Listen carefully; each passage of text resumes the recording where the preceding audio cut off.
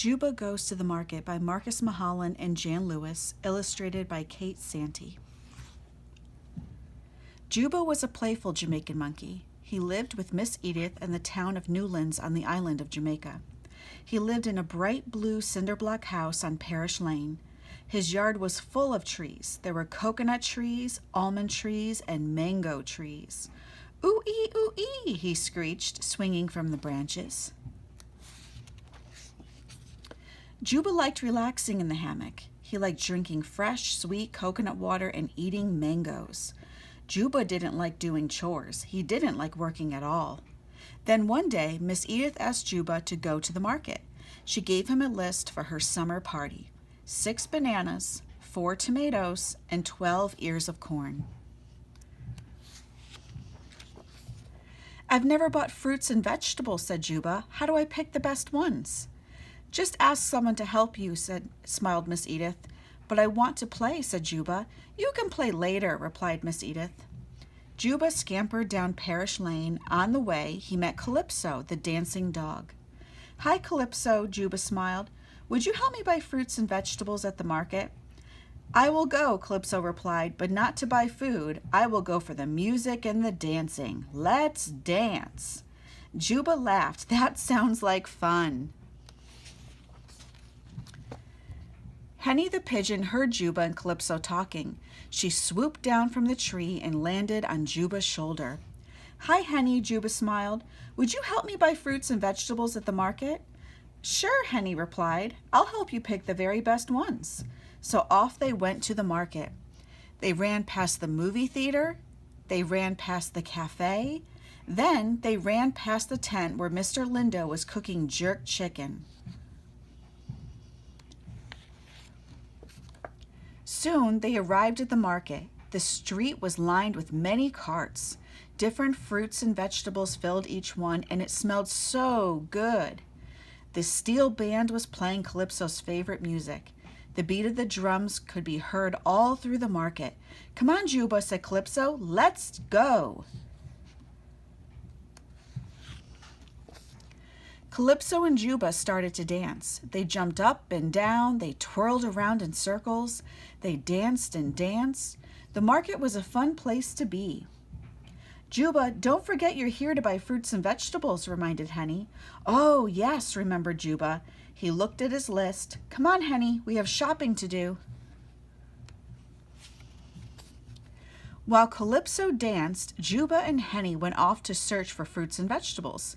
First, they stopped at Mr. Wheeler's donkey cart. The cart was filled with mounds of watermelons and mangoes.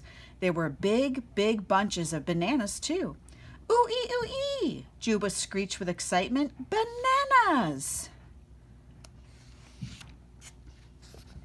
"The best bananas are dark yellow with a few brown spots," explained Henny.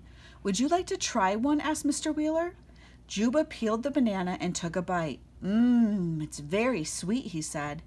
So Jooba and Henny chose 6 of the darkest yellow bananas they could find. Next, they stopped to see Miss Tilly, the tomato lady. Her cart was stacked with baskets of tomatoes.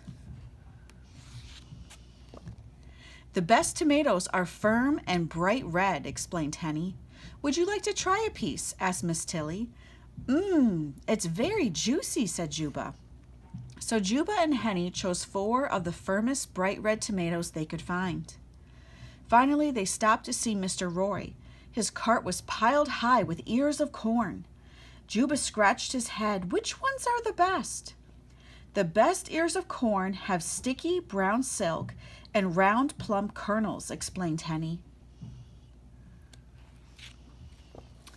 "Would you like to look at one?" asked Mr. Roy. Jooba felt the sticky strands of silk. He pulled the green husk away.